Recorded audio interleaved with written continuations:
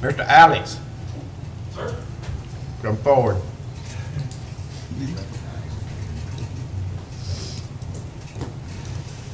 Good morning, Commissioners. Good morning, how are you doing? I'm doing very well. It's nice to see y'all out at Carabel last month. Have you heard anything? I have spoken with members of the Congresswoman's senior staff, and I'm working right now to get them in touch with y'all. All right. So that's about where or as far as I've been told what's going on. So, I was trying to make that happen this last month, but it's been pretty busy, so I'm going to try to get that to y'all here pretty quick. Yeah, we need it to happen. I don't know if it will or not, but our time's running short on both ends. Yes, sir. And just know that we're doing everything we can for you. And All righty, anybody have anything for Alex? No, I just want to say that the East Point Channel was, Yes. I saw somebody in there this morning trying to get out of it, they couldn't. Yes, ma'am. Yeah, that's hard, trying to get out of there. Yes, sir. All right, thank you. Anything else I can do for y'all this morning? Anything? Just want to remind everybody that starting at 10 o'clock over here at the courthouse will be the Congresswoman's office hours. So if anybody needs any assistance with any federal agencies, come up and see us. We're here to help. All right. Y'all have a good rest of your day. Mr. Kurt Blair.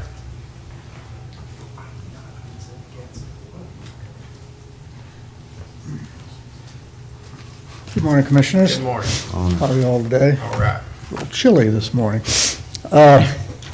Wanted to get together before you today because we kind of skipped a month there with some travel arrangements, so I wanted to catch up. We don't have yet our numbers for the collections this month, so I think I sent you the one that took us up to November, and of course, that was October, November were real good months. We are tracking the visitors at the visitor centers and correlating those with the revenues that we're getting, as well, so we can see, from both directions. But the visitor center tracking allows us to get ahead of it because we know those numbers a lot earlier than we do the collections. I think most of it doesn't take a lot of explanation to let you know that most of us recognize February was an amazing month for February. And March was strong too, largely for people that are taking longer vacations, snowbirds. Our RV business is picking up a good deal. So we think our numbers in January and February are going to be good. At your December meeting, I believe, I came to you and talked to you about the fact that our board had talked about some contracting assistance for doing our website revisions and our visitors guide revisions. And after a good deal of discussion, I talked with the county attorney, and we got some input from the clerk's office. I've given you an addendum to our contract that allows us to contract for some people to do a variety of things on updating the website and the visitors guide. We haven't done this now for a couple of years, and of course, certainly with the printed material, that gets outdated pretty quickly. So we wanted to, we've got in our work plan this year to begin updating the website and the visitors guide. A couple of years ago when we did it, we really didn't know what to expect. This arrangement is about half of the cost of what we spent a couple of years ago. I had Fran, we added that to her duties back then. It doesn't work as well to have somebody that's already fully occupied to also take, a project like this on. So at any rate, you've got before you an amendment to our contract that allows us to do this for with promotional monies. This will be probably a couple of people that are going to help with updating the inventory we've got. That means going through all the visitors guides. It means doing an on-the-ground survey for new businesses to make sure. There's been a lot of changes in businesses over the last couple of years. Got a lot of new retail businesses, several new restaurants, and even some new lodging facilities. So there's going to be a good deal of that, some writing, some editing. So that's what this amendment is intended to do. And if we could get your approval on it, it's just the conclusion of what we talked about in December. And I think Michael is familiar with it. Yes, Commissioners, I've looked at this proposed addendum. I have discussed the amount of promotional dollars being allocated with the clerk's office. The clerk's office did not have any input into the number, but they simply, for budgeting purposes, wanted to have a number inserted for the not-to-exceed number of promotional services, because if you'll recall, Mr. Blair's company is presently providing administrative services, so they wanted an ability through their auditing protocols to make sure that they could keep track of the different categories of services. So I'm satisfied with the form of the agreement. I do believe I've written this so that it complies with requirements of the clerk's office. So I would recommend approval. Second. Have a motion second on the floor. All in favor? Aye. All opposed? Motion carries. Thank you. I just wanted to update you, our board last month approved an increase in the total allocated for the Armory. You'll remember we had $535,000 in our budget for that. We added another $30,000 at the request of the clerk's office to finalize some things with the contractor. And then we also approved, the board also approved an additional $40,000 for some additional items in the kitchen. I guess that was equipped out minimally when the contract was let, and there were some additional items that the county staff asked that we allocate funds for, which we did. And I think we're close to the end on that. We have a little bit of money left because we're trying to second guess what's going to happen with the Armory expenses. I imagine Alan and Michael have a more complete idea than I do, but we're looking at coming to the end of that obligation. The board also approved a request similar to the one that was made on the playground equipment for St. George Island. They approved a request by the city of Apalachicola for $12,000 for funds to help in the repairs of their playground equipment as well. And I just wanted to make one other update that I didn't have in my report that you received. You all know that I was off at a trade show that was in Madison, Wisconsin, and as I think I explained to you at one point, this happened to be the largest canoe and paddling trade show in the country or the world or whatever the distance is. It was a real good experience to learn how to do this. We are now, because of our partnership with Riverway South, we now will be eligible for participation in 6 more trade shows in the coming fiscal year, July 1 to what would that be, June 30th. This is as a result of a grant that we've got with Visit Florida that's paying for attendance at these trade shows, and we're one of the players one of the counties that participates in the Riverway South. So we're going to be represented we're not going to go to them all, but we're going to be represented at 6 more trade shows in the coming fiscal year. So we're pretty excited about that. The ones that were selected yesterday cover a variety of geographical areas in markets that we know we attract, and also in areas that are similar to the type, or rather shows that are similar to the types of things that we want to attract here.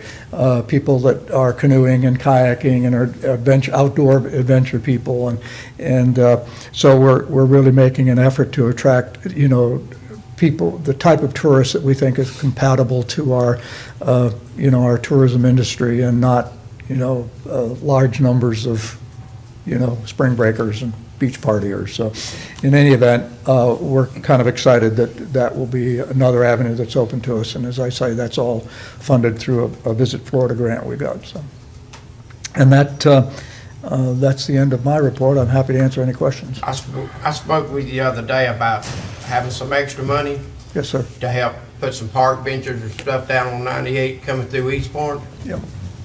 And you said you might have some, we have to get up with DOT and see where we can put them. Yes, Commissioner, I'm not as familiar with the whole DOT permitting process as some. I imagine Alan's pretty experienced with it, having dealt with it for a number of years.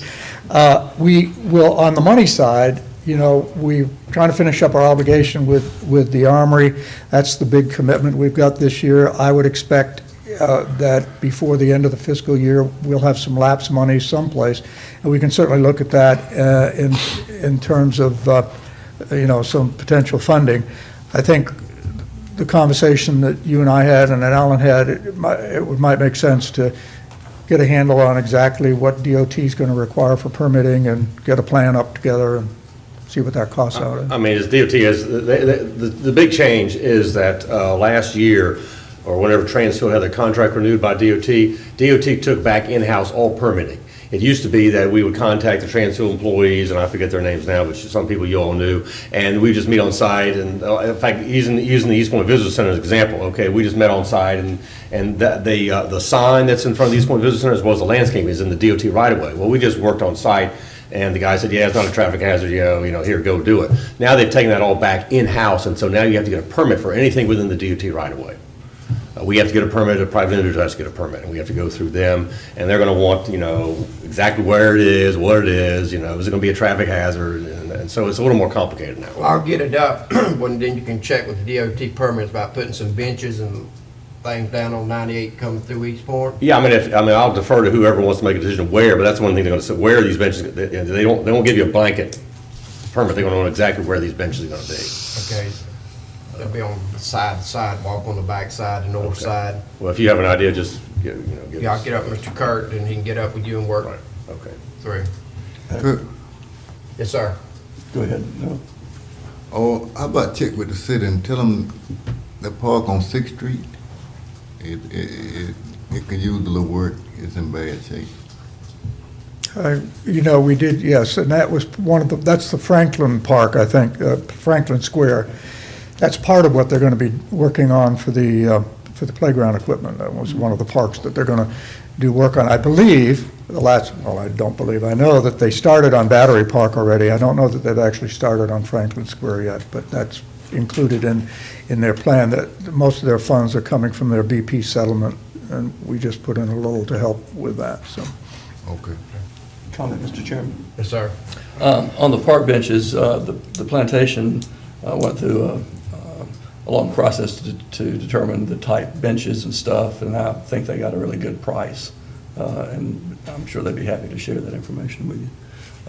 Secondly, on the trade shows, is there a way to track the results of appearances and how that generates? I know that's a big issue in the tourism industry. Yeah, Commissioner, I'm smiling because we've had we had an extensive conversation about that yesterday.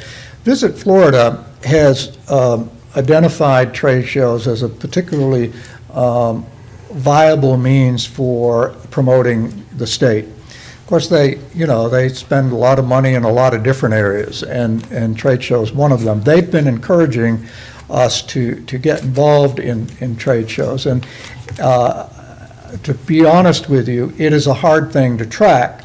Now, usually, I mean, we've been to one, all right, but we use opportunities for drawings and giveaways to get a little bit of a sampling of, narrowing down the market, who's there and who's participating. The show that I went to was particularly interesting, as I say, in addition to the fact that it was our market, canoes and paddling. I mean, that's what we want here. They've got a lot of discretionary income. They come and visit. They don't dirty the place, and they paddle up and down the river, and then they go. I participated with a group from Visit North Florida, which is a group of counties that follow the Swanee River Basin largely, and so they do rivers and springs. They also do presentations at these shows, and they got a couple hundred people to their presentation. And this, of course, is a real good audience, because if they go to a presentation for an hour, they're likely to be real interested in the area, and so we can get the tracking information from them. But it's a real challenge. I mean, when you have 30,000 people at a trade show, how many people respond to your particular offering is hard to determine. I will be meeting with Visit Florida in the next couple of weeks on this issue, and we'll see if they can provide us some guidance on how they track it, because they must have, for some reason, determined this was a real good vehicle. One follow-up question. Yes, sir. This is changing the subject, and I don't know if this is Michael's or yours, but the bids on the work at the Caravel Beach, because we're waiting on that to figure out, you want to talk about it in your Yeah, report? Because there's the St. George Island work that needs to be done. Doug Schuler, the architect, is still working on the bids. As a matter of fact, I had to get him in contact with our electrical contractor. He had some questions about that. It should be, a couple weeks ago, he said 3 weeks, so we should be getting it before the next meeting Okay. and ready to bid it out. And I'll forward a copy to you, Kurt, as Okay. soon as I get it. Great, From the great. completed plan. Anybody got anything for Kurt? Thank you, Mr. Kurt. Thank you very much. Have a good day. We're gonna take a 5-minute recess. We'll be back. He's a good guy, too. Board of County Commissioners now back in session.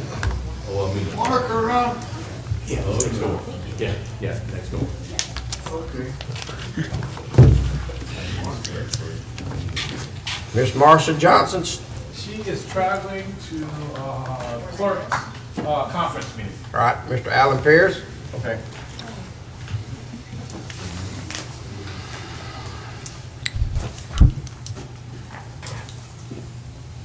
The restore report is on your iPads. It's like page 182. It's way down at the bottom there because the Gulf Coast workforce was such a large document. And my report itself was only 2 pages long, but I gave you about 35 pages of attachments, so you have some additional background material there.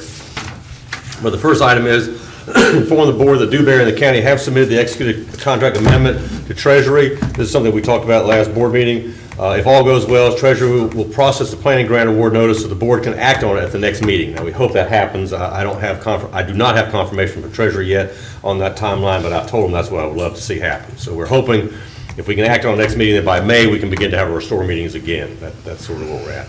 And I'll say that right now, before I forget, that yesterday afternoon around 4 o'clock, we all got notice that the judge did rule on the BP. So now the judge has ordered BP pay the $20 billion into all the different funds.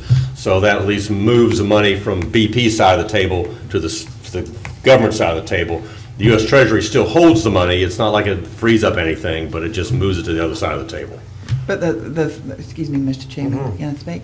But the final thing is, it gives BP up to 16 years to pay out. Yes, that's correct. And there's a schedule for them And to it's pay out. a longer period of time than what the original one was. I did not realize it was changing that, but yes. So our amount is not going to change of $23 million, but it's going to be paid out over a longer period of time, which Longer means period we'll of have time. less money per year, which is going to be a challenge for all of us. Because Treasury, just to tell you, Treasury, as I've said before, will not authorize improved projects unless money is in the bank. So if you have a $5 million project, guess what? It'll take at least 3 years to accumulate $5 million for that project. And that's the challenge we're facing. Okay, item number 2 is referencing things that you all talked about at the March 15th meeting. At the March 15th board meeting, the board asked for more information regarding several large-scale projects funded by various BP settlement components that were developed by state and federal agencies that will be taking place in Franklin County. The 2 projects that I interpreted from y'all's from the minutes that you're interested in was 1A, the Apalachicola Watershed Agricultural Water Quality Improvements at $2.2 million. The project, and I got this from the report that was published by a federal agency here. The project, while identified as a project for Franklin County and the Apalachicola Bay, really benefits property owners in Jackson and Calhoun counties. The description of the project was obtained from the Gulf Coast Ecosystem Council report, and I'm quoting from that report. The program's ecological benefits will include more efficient agricultural operations, reduced nutrient loading to the Apalachicola watershed, and increased water conservation. FDACS, which is Department of Ag, will contract with local soil and water conservation districts, for which Franklin County has one, but we don't have any farmers. So they'll contract with local soil and water conservation district to administer cost share funding to assist participating farmers. The cost share program will be located primarily in Jackson and Calhoun counties. Documentation shows that improved irrigation system efficiency can conserve more than 56,000 gallons of water per divot, which you're spigot on a big farm, on a daily basis and result in more than 8,000 pounds less of fertilizer being applied annually to enrolled agricultural farms. The project was developed and submitted by the U.S. Department of Ag and will take up 5 years to implement. So we see this project listed as a benefit to Franklin County, and you know, in the big picture it is, but it's not $2.2 million coming to do something in the Bay. It's $2.2 million worth of activities outside of Franklin County that hopefully will improve the water quality here. But I mean, it's somewhat of a long shot. You know, it's a long connection to say that it's going to help us, but we'll see. So that was one project that was listed that we didn't know anything about. The second project was that we weren't well aware of was Tate's Health Strategy. It's a $7 million project. And again, I got this out of some of the manuals they are on the website. This project, developed by the U.S. Department of Ag and implemented by the Northwest Florida Water Management District, contains almost $3 million for planning activities, which most of that goes to the Water Management District, and $4 million for implementation. The implementation timeline is 3 to 5 years. Work will include installing 54 low water crossings, 144 ditch blocks, constructing 3 bridges, installing 72 culverts, removing 20 culverts, installing 2 box culverts, and surface stabilization on 65 miles of road. These efforts are intended to restore 202,000 acres of Tate's Health State Forest and create 21 acres of upland pine habitat, primarily longleaf. The purpose of this program is to improve water quality within the lower Apalachicola River Basin. And here I'm quoting from the report itself. The project will leverage significant investment already made by the Water Management District to improve the hydrology of Tate's Health State Forest. To date, this investment that's already been done is over $1.5 million worth of hydraulic improvements, including installing 49 low water crossings, modifying 51 culverts, removing 13 miles of roads, and blocking 106 ditches and installing 3 bridges. I communicated with Paul Tharp of the Water Management District on this project and advised him that the previous improvements done by the district had a negative impact on the local hunters and their access to traditional hunting areas. He has assured me that the new improvements will not have such an impact.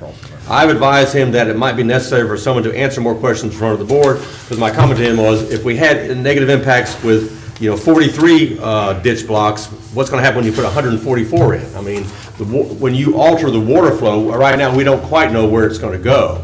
They're saying it's going to be a benefit to everybody, but there may be a cost. But it's not. Excuse me, Mr. Chairman. I would like to see the plan myself on this, because you're talking about another, how many more miles of road? They talk about 65 miles of roads are doing something with it. Yeah, but they're talking about taking some more roads out. They've already taken out 13 miles of roads. I'm not sure how many more come out. Yeah, and this is one of the things that I brought up with Dewberry when Dewberry was sitting here. At what point is the local government gonna have a say in this? And apparently they don't think we need to have a say. That's unfortunately the answer I And got to. I have told them for years that what they're trying to rehydrologize doesn't need to be rehydrologized. It was the uplands, and I've always been the uplands, So anyway, we need to figure out something, but I'd like to see some maps of if you don't mind, get a hold of Paul and see if we can get some maps or something with the Okay. ditch plugs and the roads being taken out and all that's gonna be. Okay, to my knowledge, the project, we may have some access to help design it, because to my knowledge, the design phase is still going on. I mean, they have 3 years to do this, and I Well, think they I just know got one started. project they had off of one of our county roads, I know that one project that they had putting ditch plugs in it caused, now it's caused the water to back up on the county road when there's excessive amount of rain, because they've stopped up the ditch from it flowing to 67, and it's backed up toward the county road. So anyway, we need to be looking at that for sure, but thank you, Alan, for updating us on that. Okay. Then on the second page, Can I ask a yes, question about that? Did you say in this part that they could come and tell us what they're gonna be doing? They sort of semi-offered. I basically told them they probably would be prepared, need to come down here and make a presentation. Would that be useful, do you think? If they'll come. Okay. All right. No, they sort of volunteered after I told them they ought to He plan on it. did? Sort of, yes. I've known Paul a long time, and I've never known him to offer to come Well, he didn't before. really offer. I just said Uh-huh. be prepared to come down here, because this is going to be. I figured that, that's what I'm saying. Shall we invite him to come? Well, I'll be honest, the lady who actually volunteered to come wasn't Paul, it was the lady from the U.S. Department of Ag. No, we don't want U.S. Ag, we want Okay. the Florida Department of Ag, Okay, yeah. all right, well, yeah, and Amy Rake. Well, no, who I really want is the Northwest Florida Water Management.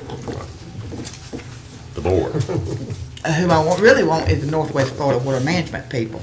Well, 'Cause Paul they're the Tharp. ones that, they're the ones that put in this project. If you all will remember the ones that went down to Tampa with us on that consortium meeting, that was the first time that we ever heard of anything being done for Tate's Hill Forest.